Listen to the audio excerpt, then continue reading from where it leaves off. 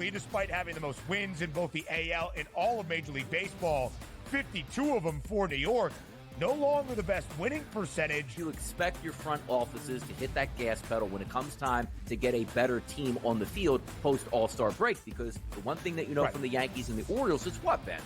You're going to fight with each other throughout the stretch here, and you want home field advantage. The Early Line, only on SportsGrid.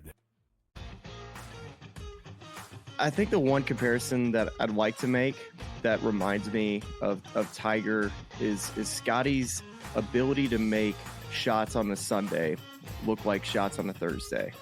And Tiger was so good at doing that too. In the high pressure leverage moments, he didn't lose a step.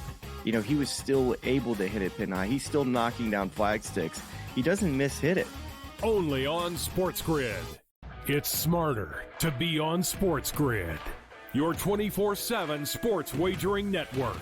The Early Line. Magical and historic season in Lincoln, Nebraska continues. He is the best player in the NBA, but also in the biggest moments where the national media is watching. Newswire. Something that we have never seen happen before with one of the iconic coaches in the game. Pharrell, coast to coast. The team covers. It's automatic.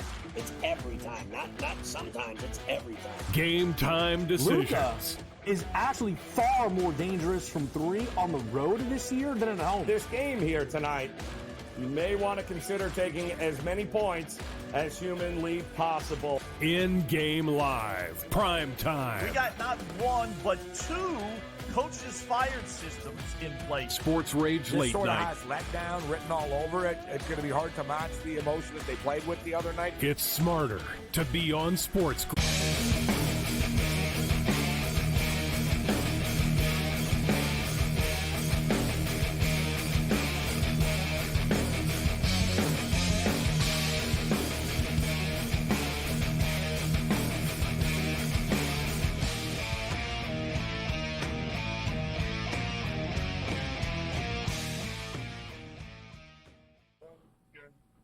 Let's roll. This is Sports Rage. I am Gabriel Morency, the pips, the players, the hustlers, the people, the bustler, and everybody else in between. Let's do this thing. Happy Canada Day style on the Monday night meltdown. There's a lot of stuff to break down. We've got a lot of stuff going on right now. Specifically, let's start off in the Copa Americas. United States need to beat Uruguay.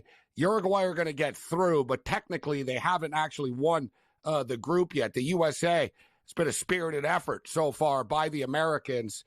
Very impressive start, although Uruguay have started to come on, and Uruguay like to play sort of rope-a-dope type of football. They lull you into a sleep and sort of a slumber, and they like to slow things down. They like the tackling. They like the drama, as we see. And, you know, this is a dangerous spot for the U.S. The U.S. need to score, so they're going to have to open things up, which sometimes the other team could score on the counterattack. So let's get you caught up to date. It's obviously scoreless at the half, and if you're watching the game, I guess I'm going to give you a couple of minutes to compose yourself, as we all have motion sickness. It's like we were watching from the space shuttle, all right? Like, can that overhead shot be any higher? And you know, we'll get you this picture up a little bit later on if you're not watching this game. If you listen, it's basically like, you know, we're watching the game from like an apartment building roof, like a couple of blocks away from the stadium or something like that. Like, I don't know, Pele could be on the field and I wouldn't know, right? I wouldn't be able to tell. Like, seriously, like the camera angle is so far. It's either too far or too close. So it's like this massive overhead shot. And then, boom, and they have it like too close, and it's disorientating. But even Fox keeps reminding people they're not in control of it because they know they're getting ripped online. But nevertheless, so the game is scoreless at the half. As I stated, the U.S. were the better team in the first 10, 15, 20 minutes, and Uruguay did dial it up a notch. The U.S. did have a couple of scoring chances, so is Uruguay. As I stated, like Uruguay have started to look like the better team. Like earlier, the U.S. were in complete control of the game, and Uruguay were even like panicked a little bit. But they calmed things down. The referee is whacked in this game. Like, he's bad. Like, it really is crazy. Like, he keeps calling, he keeps blowing the whistle, like, way late after plays are developing and teams don't want him to blow the whistle. It's a very chaotic match, but to be expected. It's the Copa. That's what, it's part of the package, so to speak, as we see in these, Canada games. Right? You're playing the Copa. This tournament is whacked. It's a lot of fun, but it's crazy. The Euro is, like I said, the Euro is like the NFL, right? The Euro is a slick production, bunch of like serious, and there's a flow to it and stuff, and everybody wants to win, and it's intense, but the Copa is just like chaotic. It's like Monday Night Raw or something like that. It's like, it's really over the top. It's a lot of fun. And look at this overhead shot. This is the TV shot, literally. This is, this is the TV shot that they have going on in this match right now. The camera is literally at the top of the stadium. It's like 6 stories high, and it looks higher. And I don't, for the love of God, I don't know if they don't have a zoom on their cameras or they just stuck a damn camera. That's what it looks like. I watch a lot of like degenerate sports and stuff, in the overnight hours, these different leagues. And that's, sometimes I'll watch a game from Hong Kong soccer and there'll basically be a camera stuck at the top of the stadium. And, or some of the tennis, there's one camera, it's behind somebody and that's the camera shot that you get. Okay. But for the love of God, this is the Copa America. You got Uruguay and the U.S. Like I said, you can't tell what the hell's going on.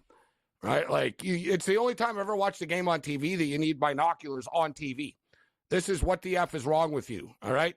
We should have played the music earlier, but nevertheless. So, draw right now, scoreless. I've got a lot of plays on this game. In fact, I've got 11 current bets riding on this match right now. A lot of unders, 2.5, both teams to score no. I kept on hammering it, but what can we do now?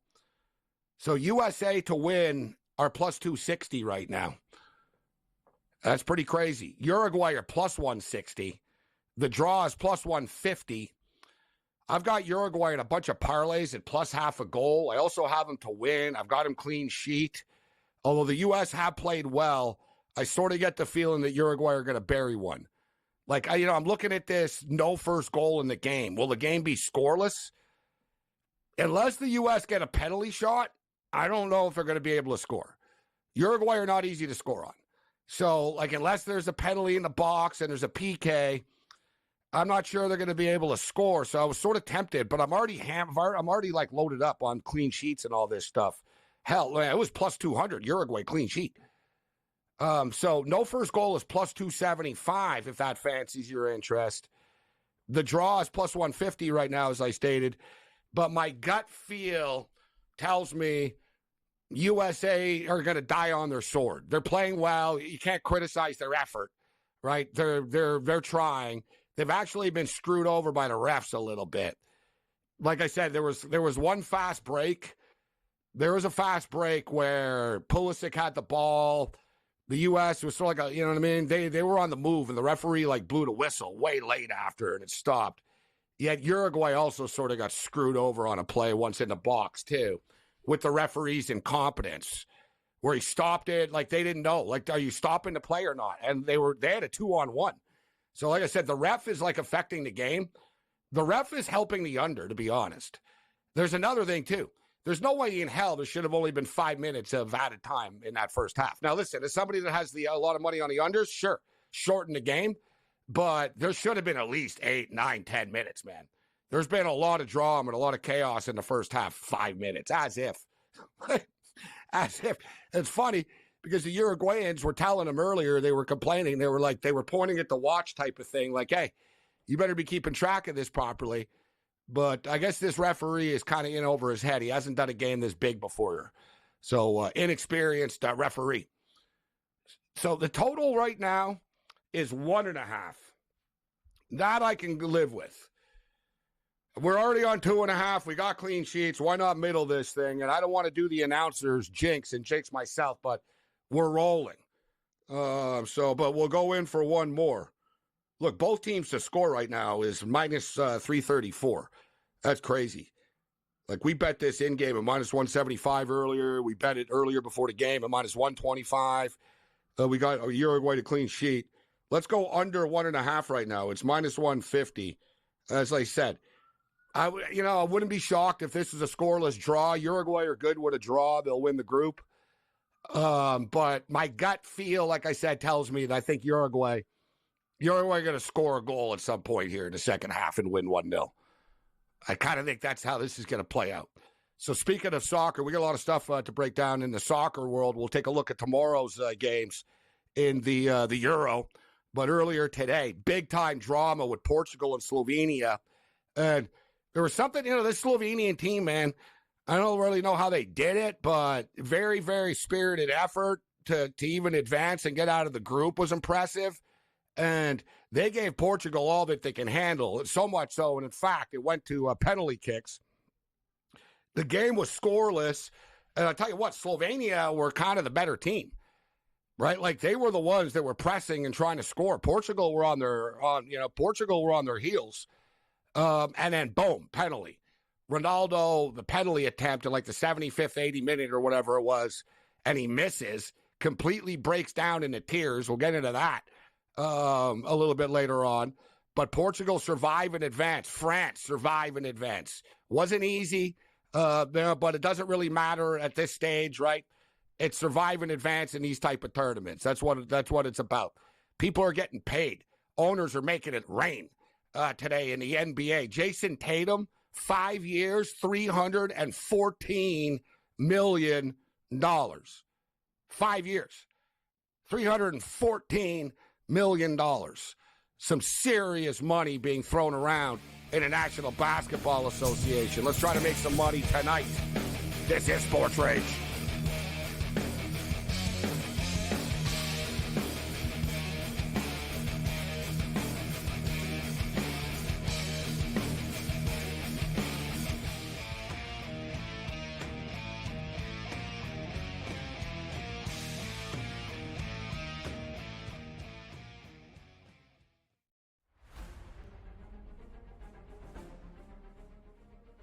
Nashville, help me welcome to the stage the captain of Crushers GC and the 2024 U.S. Open champion, Bryson DeChambeau!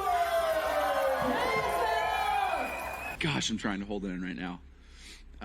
The support's been overwhelming. Tickets for Nashville this week are nearly sold out. We are calling this the Bryson effect. I mean, with how much support we have out here, and it's just the start, that's a testament to what Live Golf is and what the Crushers are doing, what our team's doing, and what we're trying to do for Nashville and places all across the globe. So super excited for the future of Live.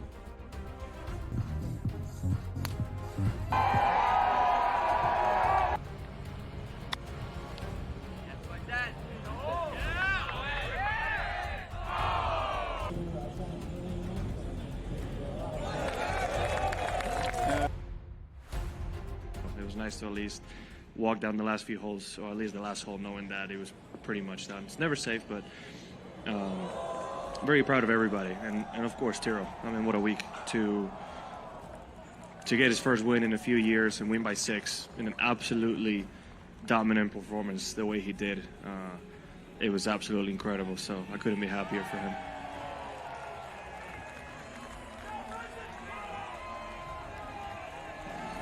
Certainly with not winning for 3.5 years, you kind of naturally question if you can do it again. So I'm just proud of myself to be able to get through that and play the way I did.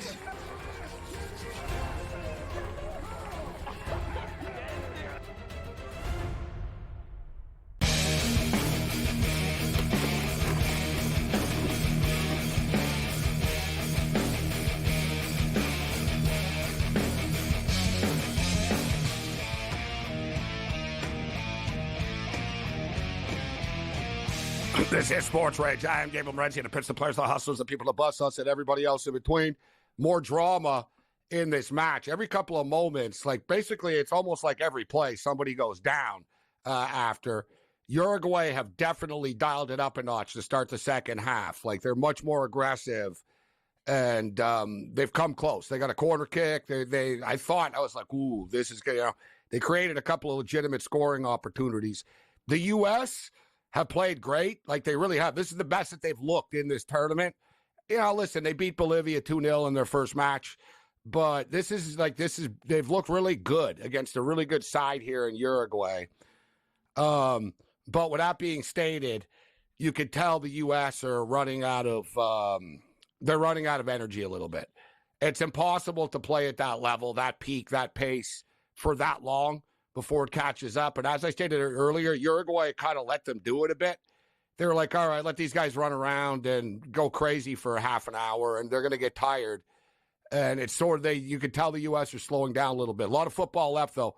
40 minutes left in this match. We just took that under 1.5 in game, minus 150. It's already minus 200 right now. When we started the show, we told you that the no goal in the game at all would be plus 275. It's down to plus 220 right now. I've got 12 bets on this game right now. We're up to 12. We've got under 1.5. I've got both teams to score. No. I've got under 2.5. I've got over 8 corner kicks. I've got Uruguay not to give up a goal at plus 200. We've got both teams to score again. I got that twice. I got another play, under 2.5. I've got a same-game parlay bet boost with 2-player shots on goal. This is a hardcore one. I got under 2.5 again, parlayed with the Edmonton Stingers of the CEBL, Little Canadian Elite Basketball League action. I was glad to see that there was a point spread, and they had numbers for the game. And again, I could get the games on TV. We went 3-0, so we parlayed the Stingers with the under 2.5 in this game. I got the Edmonton Stingers in another parlay with Uruguay to win the game. And these were good ones. I got Portugal, Slovenia under 2.5. Obviously, that hit with Uruguay plus 0.5. I got France, Belgium under 2.5, which hit with Uruguay plus 0.5. So we're up to 12 bets in this game right now. We're rocking and rolling. I think Sean Higgs is ready to go. Sean was supposed to join us in a couple of minutes, but he's so excited to come on. Like, he's like, no, I'm ready to go. We figure out we'll bring him on there. You know what? I always got to make sure, because sometimes I go to get on, and all of a sudden the password's not working. I got to clear all the cookies out. I got to reload it. So I'm like, let me make sure I get in early. I want to get in early, Gabe. I want to get to the movie, watch all the previews, sit with my pretzel bites, and just you running down your parlay with, what was that, EIPIEIO? Old McDonald had a phone. What was that? CEBL, Canadian Elite Basketball League.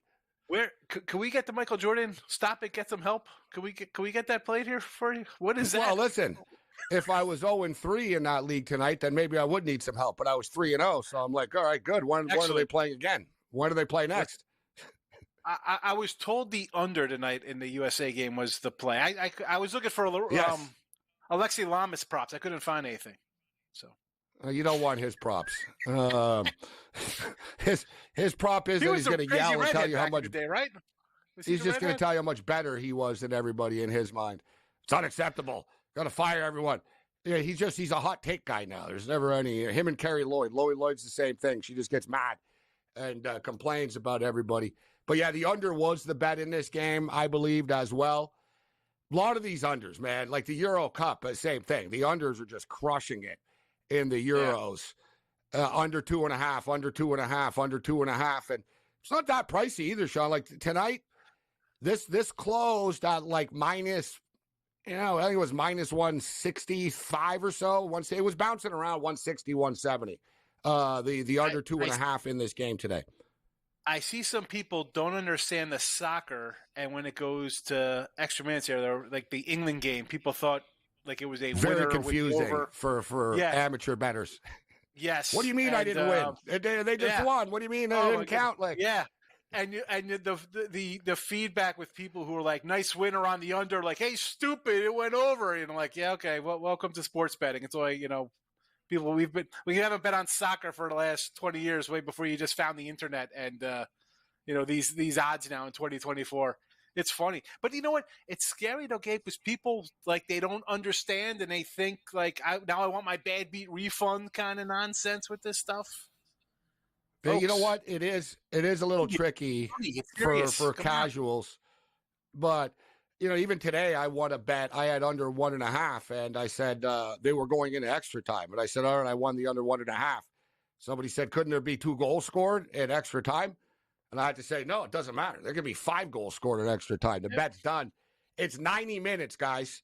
So, and just a quick, with Gambling 101, instead of, we're not trying to mock people here on this, but if for anyone to follow me today, you saw that I won with France today, and then I took a parlay because I thought France would win the match in 90 minutes, and I took a parlay France to win, but if people notice, I said Portugal to qualify, and you can do that, Sean, right? So you could bet to win in 90 minutes, but if you scroll down a little bit, you'll see to qualify, which means then if you had England the other day, you would have won your bet, right? Like it didn't matter. So that's sort of qualify means they can win in 90, they can win in a shootout, they can win like in any way they win the game, you win the bet. But you got to lay a little extra juice to do that. Yeah, and listen, I'm not a huge soccer guy. It's again, it's not something I really jump into a lot. But for the casual person, jump in, it's like, oh, here we come with the Copas, here are the Euros. I want to do this stuff, and they don't know. It's kind of tricky for them. You feel bad, but on the same token, this is a different sport. It's not football or baseball extra innings, and there's different rules. You gotta. I don't know. I guess people learn. You feel bad when you see the comments and people. Well, it's like crazy me. The way they do, but it's like me betting on cricket before in the early days. I was betting on cricket, and I fully didn't really understand. Like, I'll tell you the story on the other side, but you won't believe like the cricket rules, Sean. Like it's whacked. Yeah, no, thank you. You see the crickets down here. There's tons of helicopters. Oh my goodness. Hey, listen, cricket's busted out. U.S. had a nice run.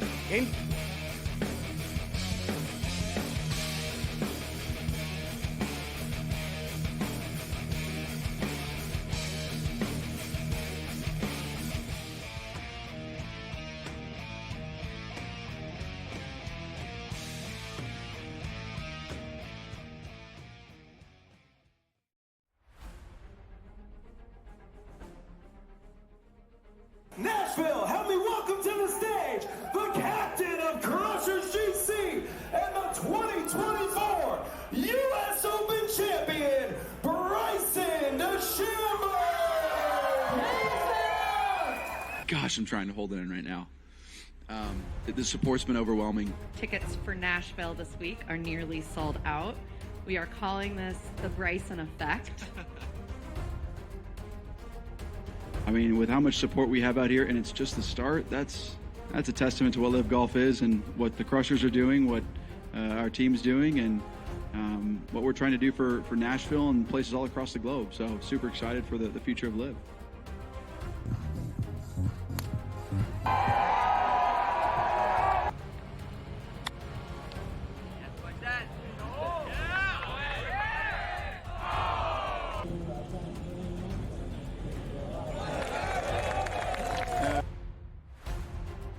Nice to at least walk down the last few holes, or at least the last hole, knowing that it was pretty much done. It's never safe, but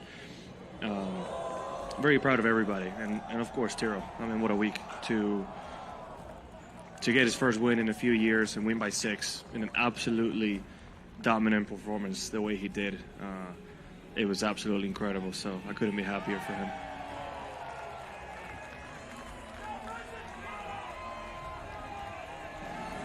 Certainly with not winning for 3.5 years, you kind of naturally question if you can do it again. So I'm just proud of myself to be able to get through that and play the way I did.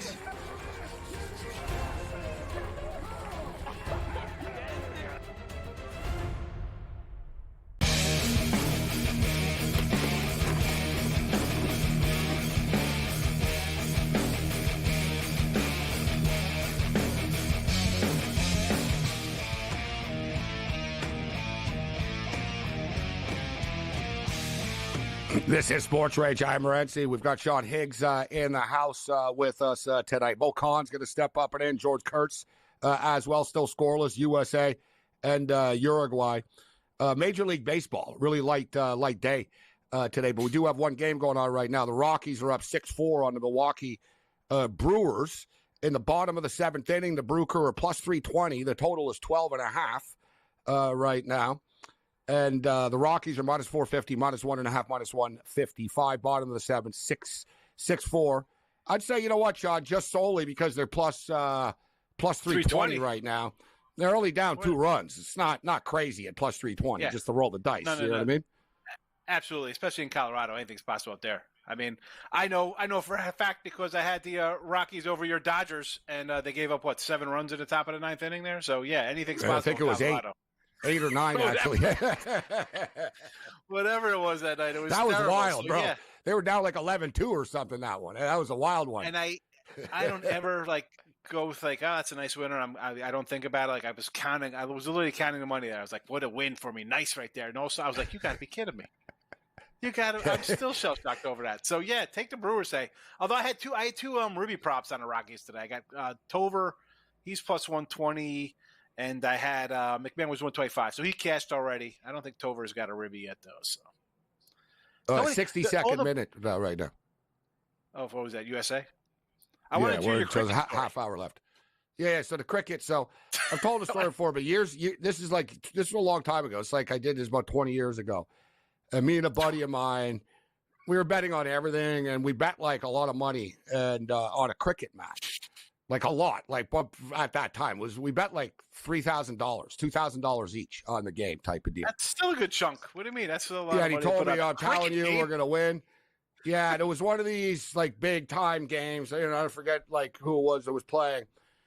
And but it wasn't like a World Cup game. It was like a league game. It was a big league game, and it was 5 in-the-morning. So I saw the score, and the scores are crazy in that, right? A team, it looks like they're winning by a lot, but they're really not. So it's 205-5, and you're like, oh, look at that, but it doesn't really mean anything.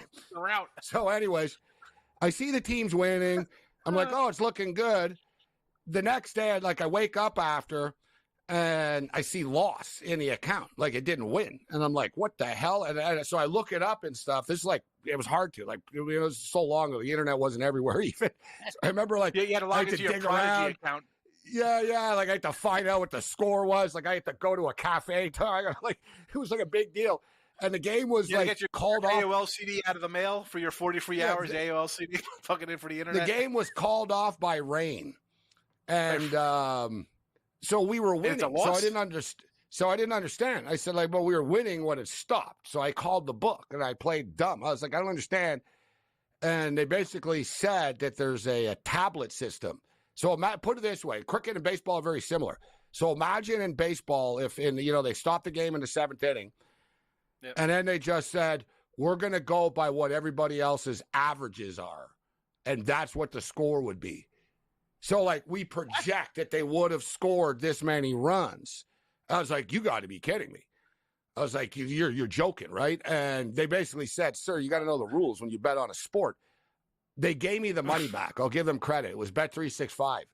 They said, listen, you bet a lot with us. You've never complained once before. They have a track record of that stuff, right? They have the trackers. They said you've never cried and bitched before. Yeah.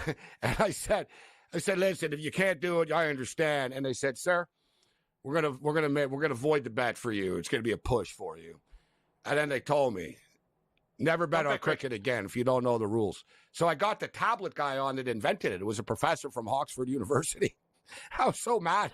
I got him on the show a year later. I was like, explain to me why this is a good idea, this tablet. Oh.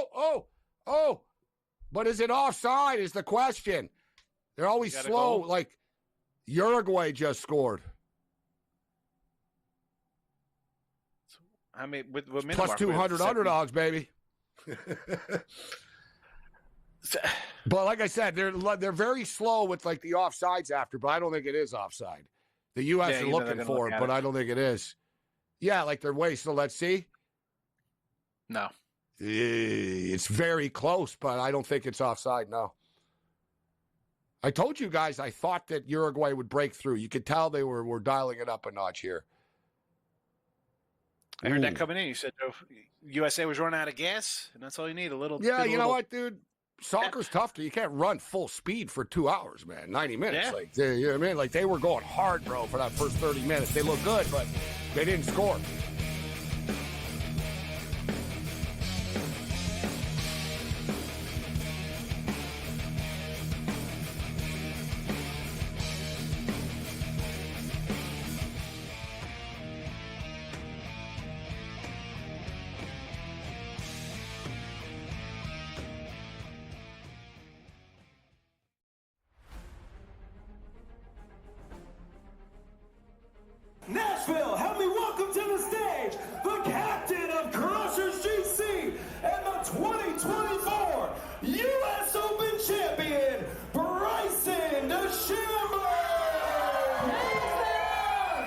Gosh, I'm trying to hold it in right now. The support's been overwhelming. Tickets for Nashville this week are nearly sold out. We are calling this the Bryson effect.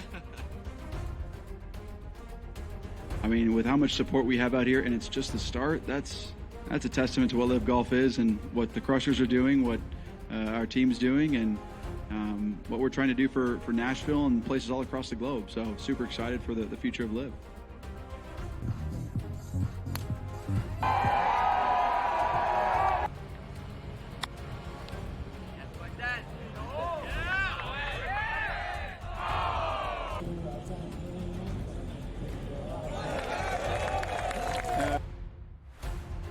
It was nice to at least walk down the last few holes, or at least the last hole, knowing that it was pretty much done. It's never safe, but very proud of everybody, and of course Tiro. I mean, what a week to get his first win in a few years and win by 6 in an absolutely dominant performance the way he did. It was absolutely incredible, so I couldn't be happier for him.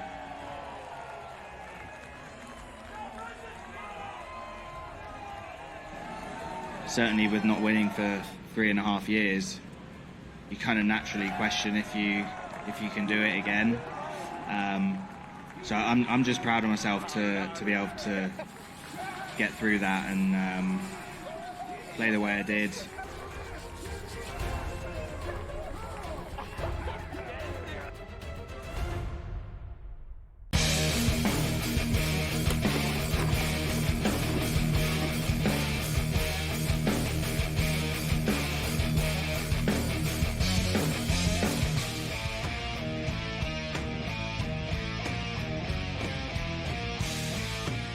Well, the goal counts. I got to tell you, it was one of those deals where live it didn't look offside, and it really wasn't offside by the nature. Like, they weren't standing behind the line, basically. I guess the deal is they judge when the contact was made and when the other the guys in blue left. You know, to me, like I said, it kind of thought, I was like, oh, this looks like it's going to come back, actually. You know what I mean? But different angles, it looked differently. You see that in football, Sean, like when they spot a football, one side, like, you know what I mean? Like, you know what I mean? Like on a short yardage situation is overhead. It looks different than the side. You can't tell. Yeah. Like, you know what I mean? There's not really a way of knowing. And you were talking, you were off air. You're like, oh, robot. I don't want the robots. I like the human element of, you know, there we go. We got runs there for Brewers. Well, that's the whole thing. People, when you want perfection, it kills a lot of special moments. Yeah. Like you see this in soccer all the time. There's like really nice goals that should count, but they're like, oh no, look, your hair was blowing in the wind and it was offside. Like literally, like, oh, the jersey is like leaning over. It's like, come on, man. Like it should be the full body. Like we all know what offside is, and they're really, but that's perfection. And I was thinking the same thing you were. If your arms pass a little bit, I guess you could say at least the body parts pass. But like the nonsense where it's like you're talking about like a little shoe pass or the way he's leaning. I mean, make it work. Well, I think it's tough with the sound down, but I think it's going to look really good when you slow things down. You can make points for things. I think one of the USA players, he extended his hand, which actually hurt. Like, I don't know why he extended his arm out, because that left other guys in play. Right, it was kind of he was the one I could tell after they scored. He went down like he was like crushed, like he did something wrong, and I think he kind of knew. Like, I just gave them an extra like arm's length here for whatever reason. Like, what? Why would you stick your arm out? Like, nothing good could happen. The ball could hit your arm. That's not good. Like, you know what I mean? That'd be a penalty kick. Like, I don't understand why his arm was out in the box and it created more space for a non-offside. But nevertheless, it's 1-0. In the 71st minute right now. The USA are in a lot of trouble, but we kind of knew they were coming into this match. But people made them the favorites for whatever reason. So now, if this was hockey, we're talking for the empty net to go up 2-0. And it sort of happens. There kind of is, because the goalies do pull up, right? And then you get these fast breaks, and your guys like boot the ball from midfield. Yeah, exactly. And they're good at it. Like, bam. You know, there's the goal. But so people want robot arms. I don't know why, Sean. Humans we want to replace ourselves all the time. And then, there's going to be no jobs left. Everyone always thinks, well, it won't happen to me. It's like, okay, but everything is going to be replaceable. Like, you know what I mean?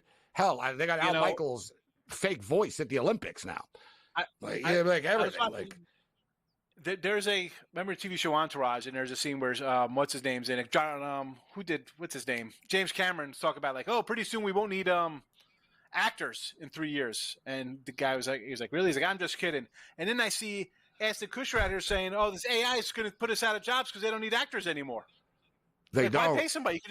You don't. And it even looks crazier and futuristic. Like they're making movies like that and stuff now, where it's like, we don't need to pay some artist. We'll pay a computer guy to just do it all, and it's crazy. It's pretty scary. Use the AI. But look at like tennis. Like tennis is kind of known as the best one, but tennis is very black and white. They have the computer like sensory. And the ball, you could tell the ball was in or out. There's no denying it. But in baseball, you want robot arms at home plate. Like you said, Sean, what's the strike zone? The strike zone is supposed to be the letters to the knees. They don't call fast. They don't call letters strikes. That's high. Point blank. You never get it. They don't call that. But it's supposed to be a strike, but it isn't. So are they really going to make it? What's the strike zone really going to be then? That's what I said. It better be letters to the knees. If you're going to put, what are you going to? How are you going? Was it just going to be a belt buckle? No, it's you were taught from the time you played t-ball. It was the letters to your knees.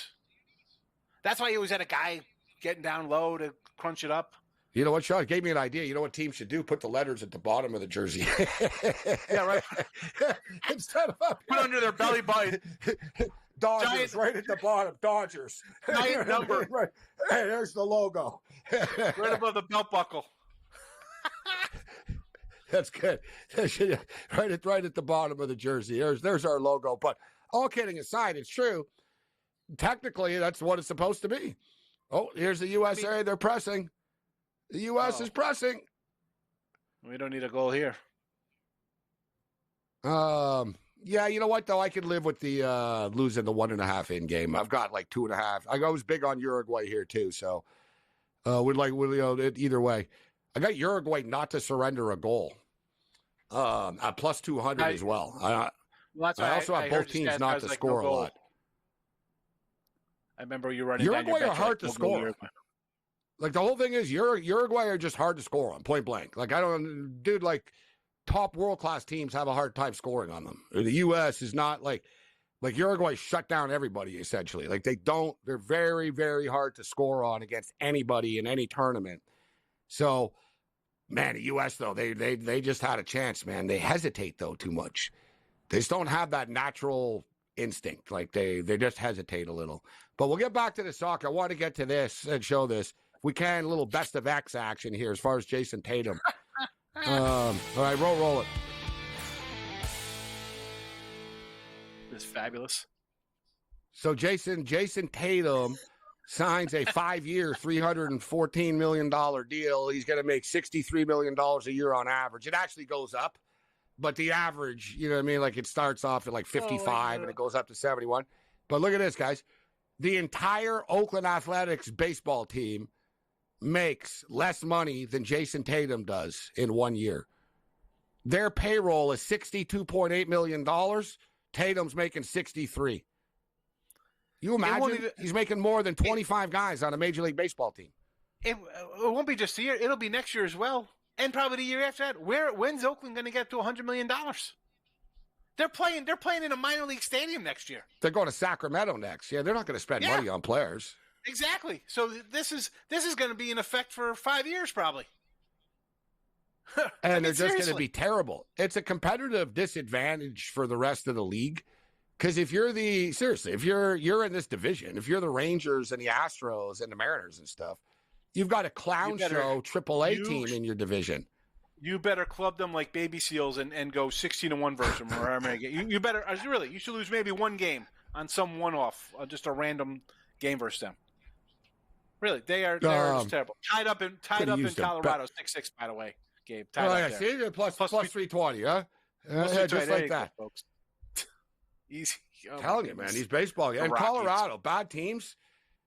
We don't do it every night. I didn't get in on it because I was so into this stupid soccer. I should have, but bad teams, Sean. Like every night, bad teams will blow leads. And you talked about it. The Rockies. They did this against the Dodgers. Yeah. They do this all the time. White Sox are another one we talked about. The White Sox will be winning in the game. They'll always blow it at the end.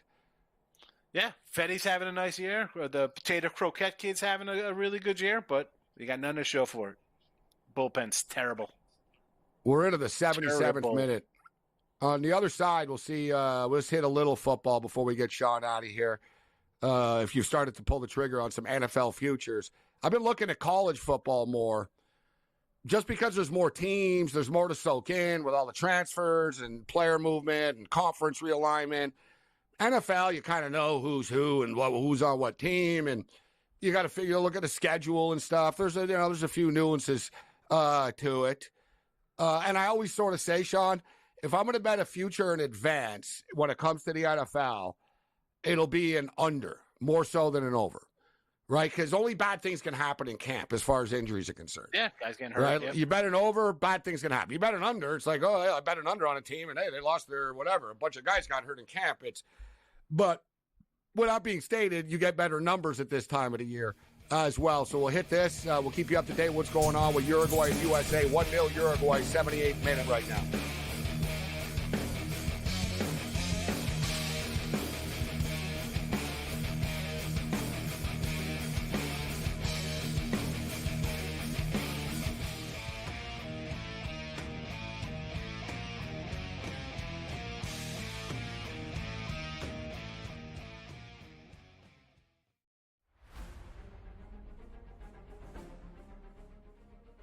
Nashville, help me welcome to the stage the captain of Crushers GC and the 2024 U.S. Open champion, Bryson DeChambeau! Gosh, I'm trying to hold it in right now. The support's been overwhelming. Tickets for Nashville this week are nearly sold out. We are calling this the Bryson effect. I mean, with how much support we have out here, and it's just the start, that's a testament to what Live Golf is and what the Crushers are doing, what our team's doing, and what we're trying to do for Nashville and places all across the globe. So super excited for the future of Live.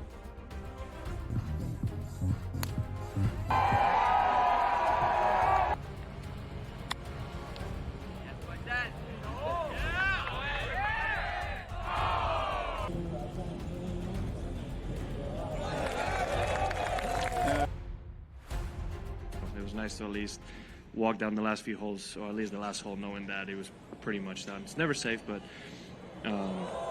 very proud of everybody, and of course Tiro. I mean, what a week to get his first win in a few years and win by 6 in an absolutely dominant performance the way he did. It was absolutely incredible, so I couldn't be happier for him.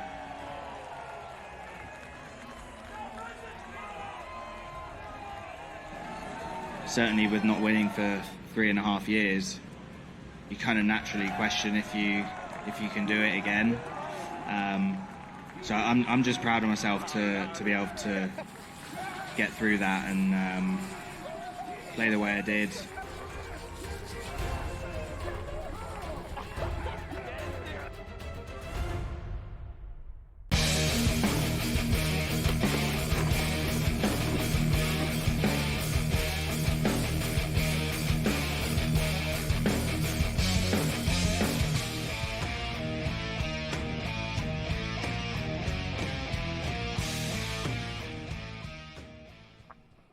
Well, and just like that, a couple of minutes ago, we said, hey, the Brewers are plus 320. They're only down by 2 runs.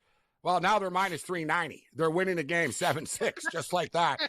And the Rockies are now plus 290. And you know what? They still have 2 more at-bats coming up here. No, plus 290. The Brewers are minus 390. Rockies are plus 290. Okay. But they still have 6 outs to give. They still have 2 more at-bats early down the run. I still think it's worth a shot on the rocks plus the 290 here. Come back. Go back.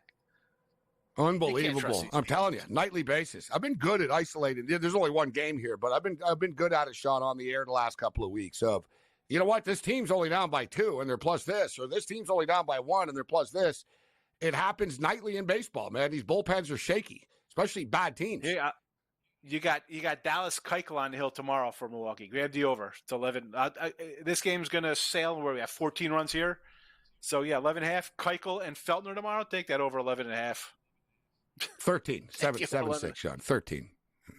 Yeah, well, they still got guys on base. They got a guy on 30. They just got out of the inning for the record. So now the Rockies, they got a better shot even. They just got out of the inning. All right, so 1-0 Uruguay. We're to the 82nd minute. USA have a corner kick coming up here right now. There's a very dramatic game going on. So looking at tomorrow's games, full slate of baseball. 4th of July coming up. We got the Boston Red Sox in Miami. Crawford on the hill here. Minus 165. White Sox and Guardians. This Guardian team has just been unbelievable. Sean, nobody ever takes them seriously. All they do is just keep winning all the time.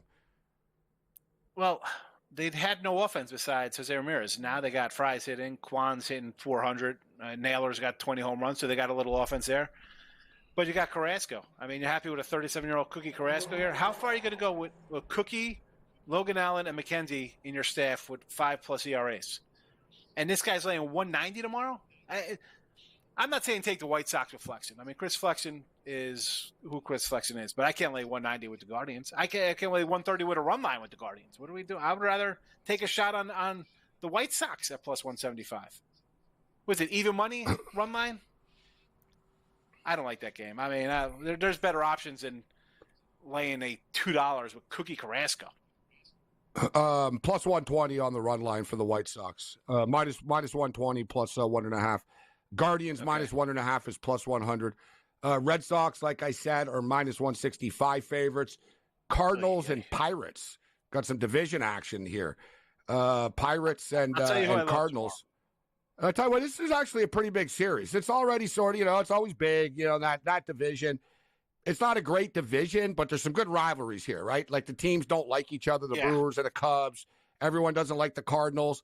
But, the Pirates at 40 and 43 don't completely suck. There's a little enthusiasm around them. What do you think about this series? I like the under. Give me the under here. Keller's been good at home.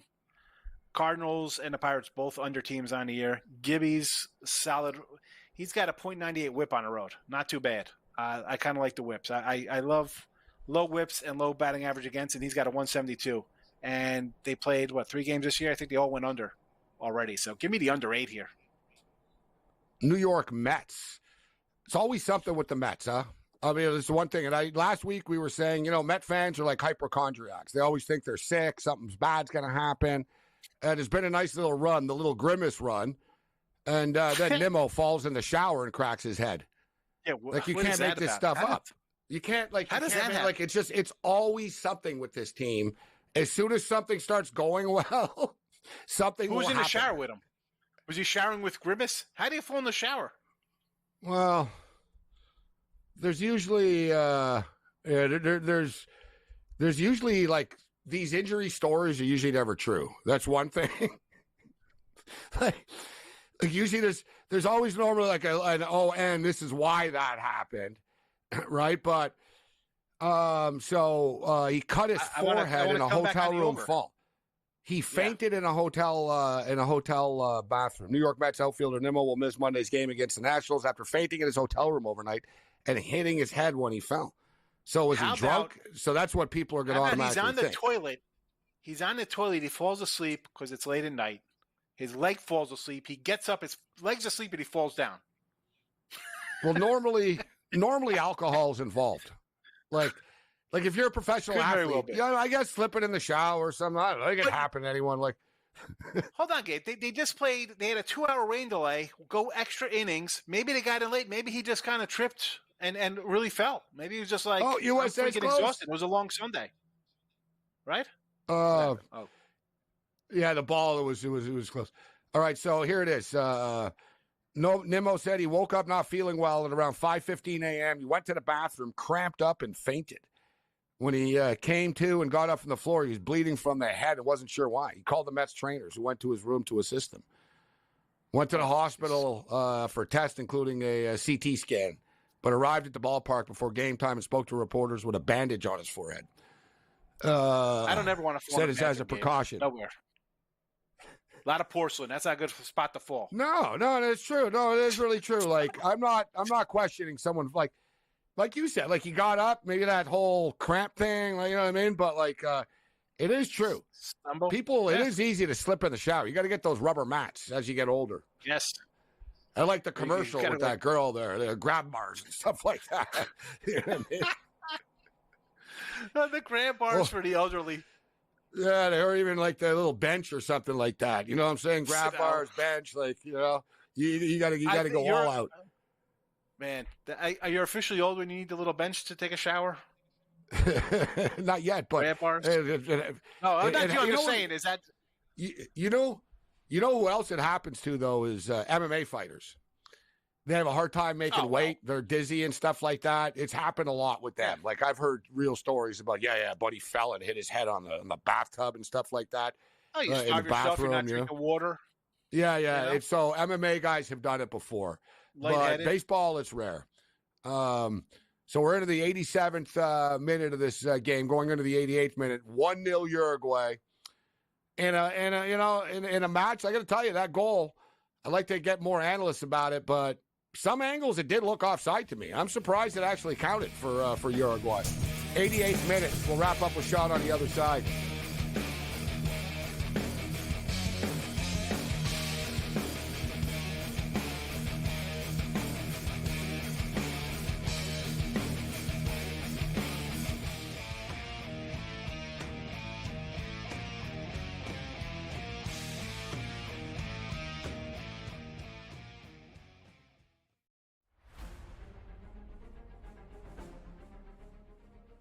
Nashville, help me welcome to the stage the captain of Crushers GC and the 2024 U.S. Open champion, Bryson DeChambeau!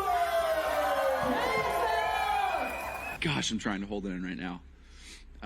The support's been overwhelming. Tickets for Nashville this week are nearly sold out. We are calling this the Bryson effect. I mean, with how much support we have out here, and it's just the start, that's a testament to what Live Golf is and what the Crushers are doing, what our team's doing, and what we're trying to do for Nashville and places all across the globe. So super excited for the future of Live.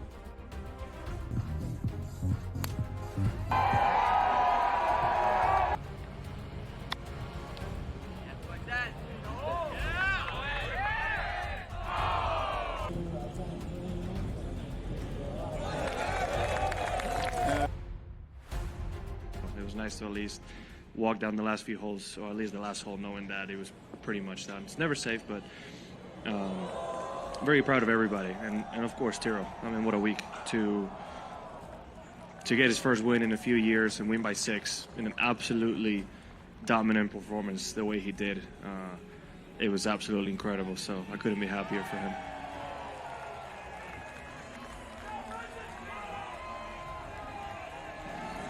Certainly with not winning for 3.5 years, you kind of naturally question if you can do it again.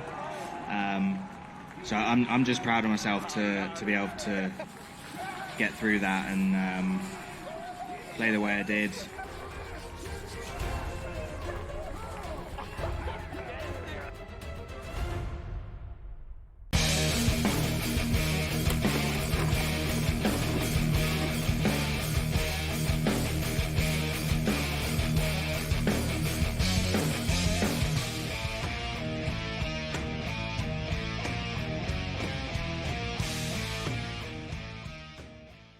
This is SportsRage. I am Morency. We're going to fall short. Nunes didn't get a shot on goal, and I think we're going to fall short on our corner kicks. We were flirting with perfection all day long here, but there's still time left in this game. Here's USA into the box here right now. They're pressing. We're to the 91st minute. This ref has added 6 minutes of extra time.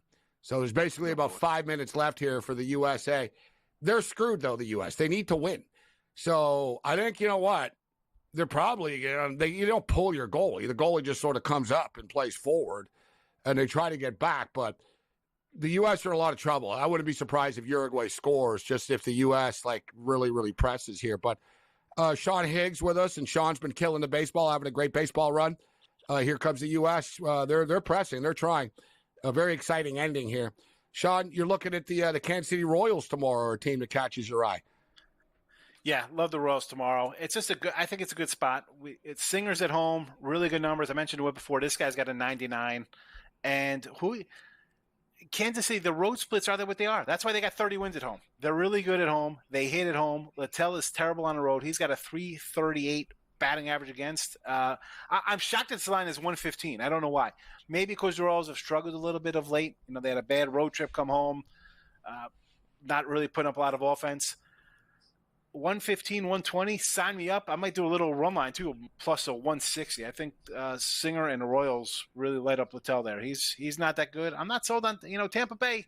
Normally they're really good. Maybe when they get Baz back, he's supposed to come back, and I think Springs are supposed to be back this month, but not a team. I think there'll be sellers too coming up.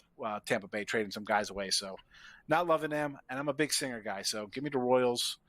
115, 120, and a little run line plus 160. It's my favorite game tomorrow in baseball.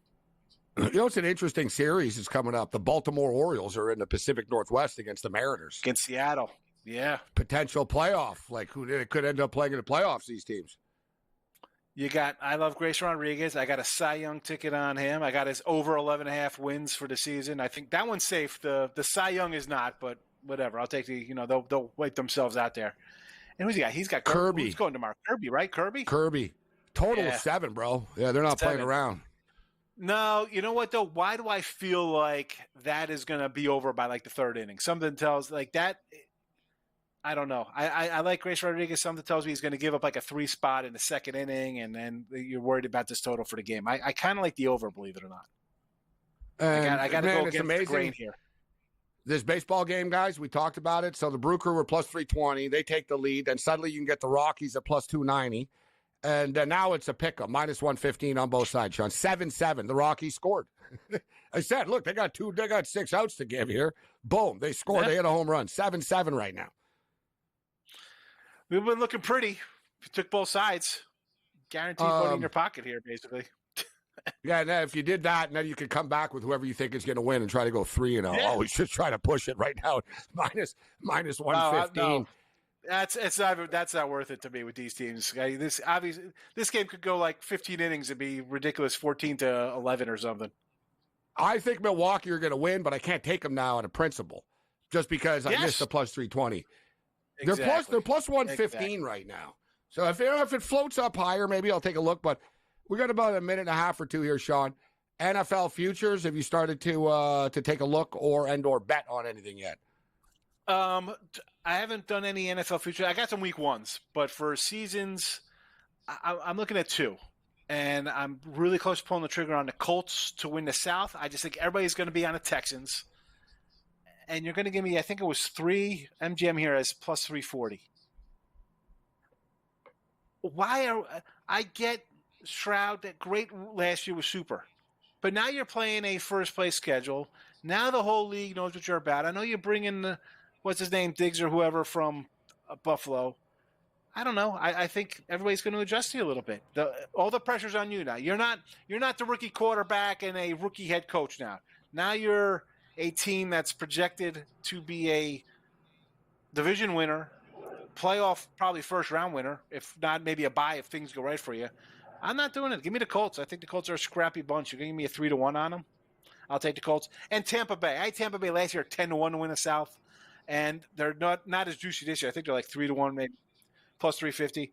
Everybody's loving the Falcons with a guy who's 35, 36 off of an ACL. What do we do? How? What? You let Matt Ryan go off the same injury. You sign this guy and then draft a quarterback? No. Give me Tampa Bay to win it again. Ugly, too. Tampa to win a division. They don't get any respect, Tampa. That is factual. Sean Higgs. 0. Great stuff, Sean. What's my Twitter handle?